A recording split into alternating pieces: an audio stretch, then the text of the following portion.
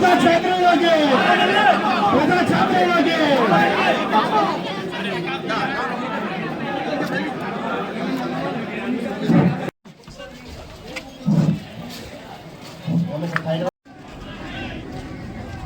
ఇటీవల కాలంలో అనపర్తి నియోజకవర్గంలో జరిగిన రాజకీయ పరిణామాల నేపథ్యంలో మరి తెలుగుదేశం జనసేన కూటమి మొదటి జాబితాలో ఉన్న అభ్యర్థిత్వం ప్రకటించడం, తదుపరి బీజేపీ కూడా ఈ కూటమిలోకి చేరిన తర్వాత బీజేపీ కూడా వాళ్ళ అభ్యర్థిత్వాన్ని ప్రకటించిన నేపథ్యంలో ఇక్కడ గందరగోళ పరిస్థితులు ఏర్పడిన నేపథ్యంలో ఇక్కడ వైసీపీని ఎదుర్కోవాలి, ఒక బలమైన అభ్యర్థి బరిలో ఉండాలి. లేని పక్షంలో ఇక్కడ తెలుగుదేశం పార్టీ ఉనికి కోల్పోతూ ఉంది.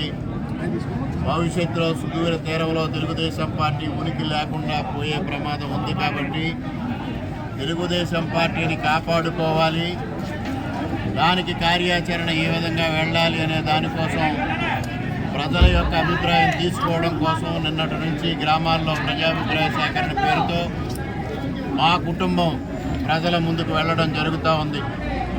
మరి మా తండ్రి గారు మూలారెడ్డి గారు, ఆ తర్వాత నేను ఇక్కడ తెలుగుదేశం అంటే మూలారెడ్డి గారు అంటే తెలుగుదేశంగా పెనవేసుకుపోయిన బంధం, కార్యకర్తలతో పెనవేసుకుపోయిన బంధం, ప్రజలతో పెనవేసుకుపోయిన బంధం.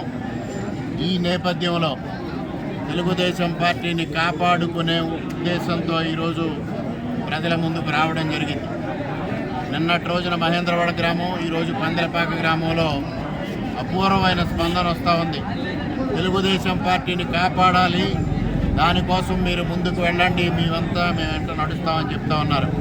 ఈ సందర్భంగా నేను కూటమి అధ్యక్షులు, తెలుగుదేశం పార్టీ అధ్యక్షులు చంద్రబాబు నాయుడు గారు, జనసేన అధ్యక్షులు పవన్ కళ్యాణ్ గారు, బీజేపీ అధ్యక్షురాలు పురంధరేశ్వరి గారికి ఒకటే విజ్ఞప్తి చేస్తూ ఉన్నా.